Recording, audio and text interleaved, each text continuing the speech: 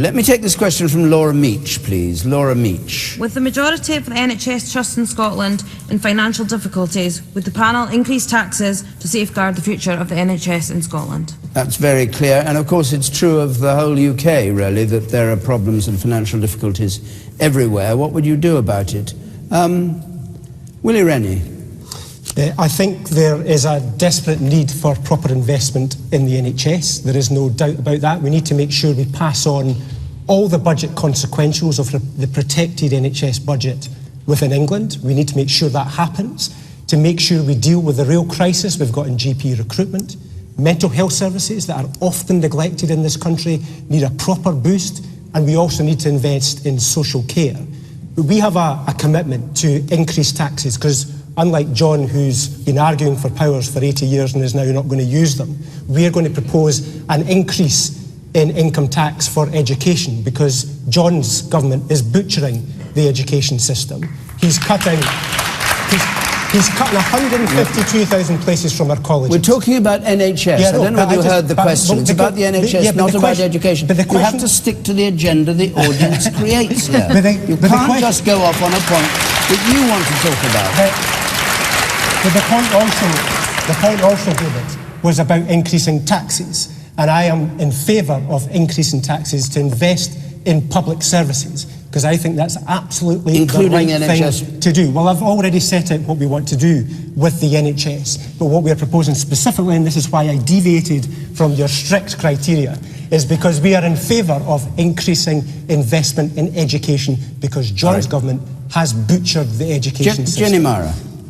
Laura, I think you're right to be concerned about NHS spending here in Scotland. We know that here in Dundee, NHS Tayside have got to make savings or cuts of £27 million over the next year, and that's brutal. And you'll probably know as well as I do that, you know, health services here in Dundee are really stretched. We've got a GP surgery in Lochee that's on the brink of survival because they can't attract. The Scottish Government is having real problems attracting GPs to work in our surgery. So there are some real problems in our NHS. One of the reasons we're in so much deficit in the NHS is of the SNP's reliance on agency nurses. There's more and more agency private nurses being called in to staff our NHS, and that's something that trend that really worries me. The Scottish Labour Party is committed going into this election, and I think along with the Liberals, we are the only party that's committed to saying, actually, we think people who can afford it should pay a little more, because the cuts that are coming from George Osborne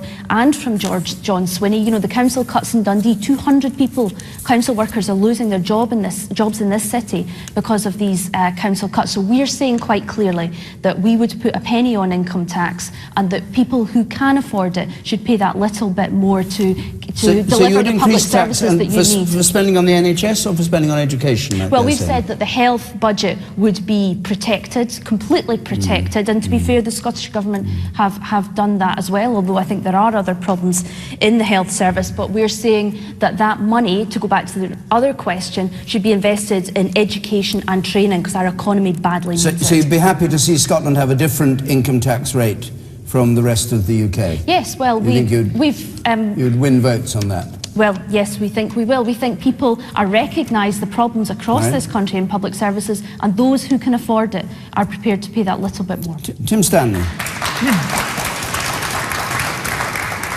I admire any politician who has the guts to say that they're prepared to raise taxes a little bit to finance something. I think that's very admirable. I would vote for it as a short-term measure. In the long run, we have to wake up to a structural problem facing the NHS, which is that we as a population are getting older. And a great deal of the NHS's problems in many ways are to do with failings in care for older people. And the NHS is going to have to change. It will happen within our lifetime. Politicians will resist it because they know that the principle behind the NHS is so popular. It is famously described as Britain's last remaining national religion. But something's got to change. It might be that governments encourage people to invest in old age insurance. It might be that some sort of top-up system is introduced so that some people pay a little bit extra for certain services. Either way, the idea that we can continue to supply such a monopoly, such a generous, well-funded monopoly that provides the kind of care that people expect on the model that we have right now of direct taxation, I fear that's not sustainable, and in the long run, some party has got to build up the nerve to take that on and change it. John Swinney.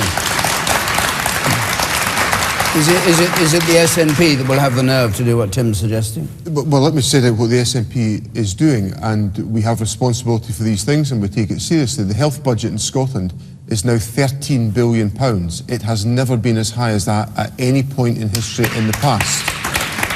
The level of employment in the National Health Service in Scotland is higher than when the SNP government came to office. So we've invested to create that larger staff pool.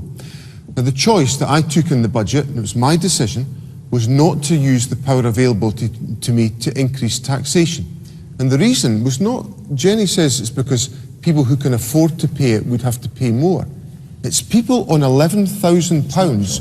Now, just listen, hear me out. John, people on £11,000 would have to pay more in taxation, and I don't think that is fair to ask people at that rate of pay to pay more money into public expenditure. That's not true, John. Because the tax thresholds have been raised as a result of the budget coming this year, it will mean that you'd have to earn over £19,000 to pay a single penny more in tax as a result of these measures. Now, I think that's fair and I think that's reasonable. If you're not progressive, don't call yourself progressive. People on that level of salary, Willie, £11,000 would have to pay more in taxation, and I'm not prepared. And I'm not prepared to. If they don't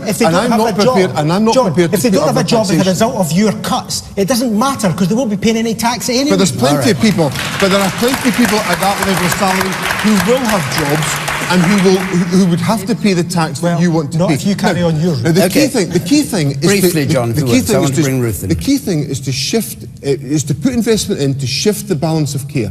And we've put £250 million into integrating health and social care so that we bring these services together and shift the balance of care so that people spend less time in hospital, more time supported at home, getting the care that they require. That's the key reform that we've undertaken. We're further ahead than any other part of the United Kingdom, and our health service has been judged to be the leading health service in the United Kingdom, effectively delivering healthcare services. Described by the Prime Minister David Cameron as a litany of failure. And that's because Why did you say that? And that's because the staff in our National Health Service work phenomenally hard to deliver the care that people in our country depend upon. So what did you make of what David Cameron said at the Tory Party, Scottish Tory conference? Yeah. A litany of failure, the NHS. I thought it was an insult to the health service staff that work in our hospitals. That's what I thought. Ruth Davidson. The gentleman there just a moment ago said he didn't like lies, damn lies and statistics, and I'm only going to put in one statistic here, and it comes from the Independent Scottish Parliamentary Information Service. And they say that between 2010 and 2015, even though health spending in England went up by 7%, and there was a portion of that, all of that's passed on through Barnett consequentials, it only went up by 1% in Scotland. The SNP said they would pass on all of this money that's spent on the NHS down south and comes up here as proportion. They'd pass it all on to the NHS, and they didn't. And we did. And they didn't. The IFS says they didn't. The Independent Health Service. Is all your politics tit for tat? No, it's true, but it's just... They've been skimming money off the top and taking it away from healthcare for years. That's not my words. That's the Independent Parliamentary Information Service. The rise in Scotland and England was 1% between 2011 and 2013, exactly the same, 1% each, according to the Treasury figures. In terms of the Dell budget that was passed on, it was 7% rise in England, 1% rise in Scotland. We want every single penny passed on, and we don't think that low-paid workers should have to pay for the SNP skimming money off the top for populist measures like white papers and referendums. It should all go on health. Patrick Harvey. There will be a very dangerous consequence if we think that this problem, and there are serious long-term challenges within the NHS and the rest of our public services, if we think that that can be solved simply by passing on Barnett consequentials, simply by having the same spending pattern between departments as the UK government. Because at the same time as we're attempting to do this integration of social care and health, which is the right thing to do, but it's challenging, particularly when people are under pressure and under-resourced. At the same time, the local councils, which deliver those social care services, are having their budgets cut massively. I think that we cannot protect our public services, which all of us depend on, unless we are willing to raise the revenue that's necessary to pay for them. Why did you vote against it in the budget? You had a chance to vote for an increase in taxation and you declined. All right, you said the third row. I want to hear from some members. Let me answer that a couple of minutes left. Very serious Let's not do allegation. counter-claim and claim and counter-claim. It's all very well banding about statistics and Yes. plans. We want long-term reassurances that we're not going to be threatened with a privatised health service Absolutely. in danger of TTIP and things like that in the future. Okay. So can we stop arguing No, hold on. You said that you wanted to speak in the blue, yes. Just here. Yes. 5 minutes ago, I heard a really interesting provocation from Tim Stanley about taking a strategic view of the NHS. And I then listened to our same old politicians bickering about who's spending more money, who's putting more nurses out, and the inevitable obligatory pat on the head to aren't the nurses wonderful, which any of them will say. How about responding to Tim's provocation and give us your strategic view of what the NHS might look like? Laura Meach, I want to come back to you, who asked the question. It's all very well saying that your budgets are being protected. However, NHS Tayside, as you said, Jenny, is £27 million in deficit this year. Do you want to see taxes go up?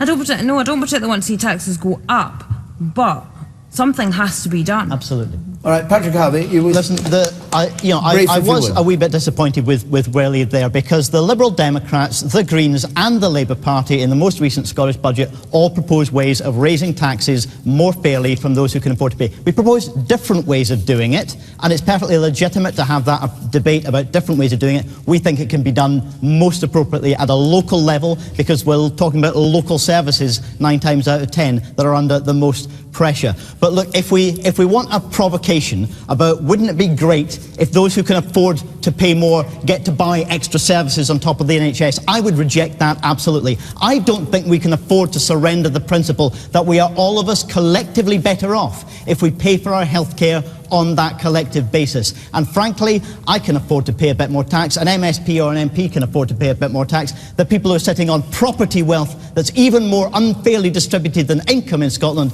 can afford to pay a bit more tax. Thank you. Thank you.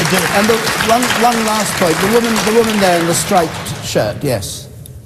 Is it not also really important to point out that the World Health Organisation has actually came out and said that the UK no longer has an NHS, that by their definition it's been abolished? I think south of the border they may well be right. No. Okay. I think we have to stop, I'm afraid, because our hour is up. Doesn't feel like it, does it? And with you lot, we go on a long time. No, thank you all very much indeed. It is our hour is up.